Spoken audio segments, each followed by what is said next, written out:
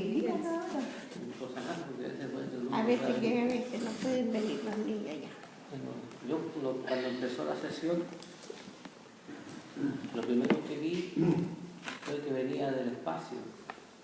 De una parte no puedo especificar, una flor enorme, pero que hermosa era la rosa, una rosa. Y dentro de esos pétalos venían como agüitas de colores.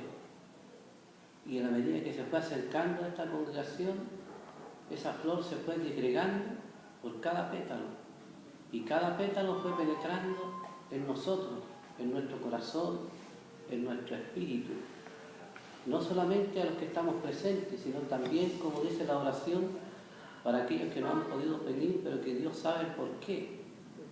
Y veo yo también que esa rosa al llegar a nosotros es como que nos da un aliento, una fuerza, porque mi hermano me explica que cada vez el mundo está más saturado de energías negativas, que sin dar cuenta, dice, muchas veces los seres se van agobiando con esas fuerzas negativas, se van sumiendo en la desesperación, se van sumiendo también en las depresiones que han causado, dice, que tantas personas se vayan quitando la vida.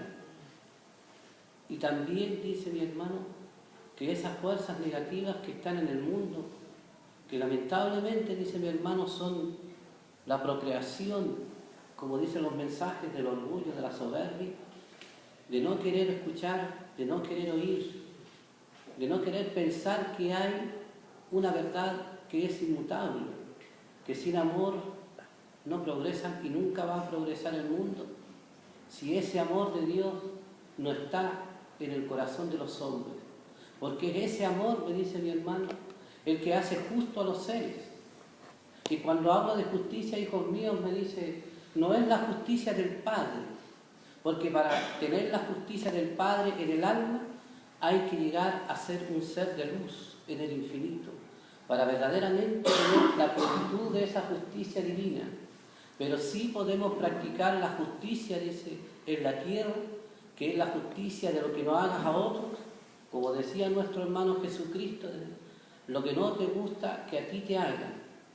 Pero lamentablemente eso se ha perdido en la conciencia humana, se ha perdido porque si bien dice la inteligencia humana ha avanzado mucho en todo lo que ha desarrollado en la tierra para su bienestar material, pero no ha habido un equilibrio en donde lo material esté equilibrado con lo espiritual, porque entonces esa ciencia humana, dice, serviría no solamente para dar bienestar, comodidad a los mismos seres que la pueden adquirir, porque en la tierra, según el sistema humano, dice, todo tiene que ser adquirido.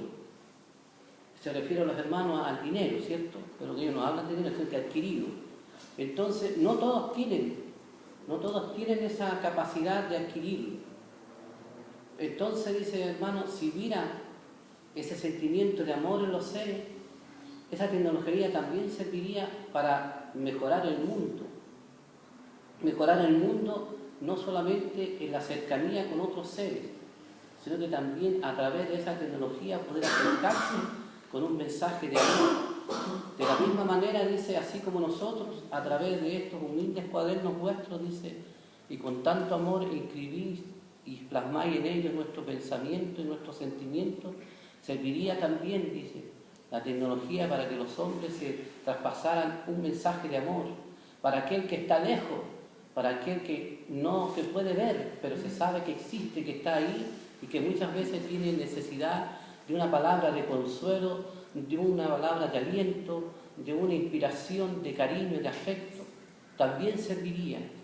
Y no solamente entre los seres queridos, que es válido, porque por algo se forman las familias, sino que también dice, a través del mundo, cuánto no se haría de bien si los seres se comunicaran con amor, con cariño, con afecto, dándose aliento y esperanza.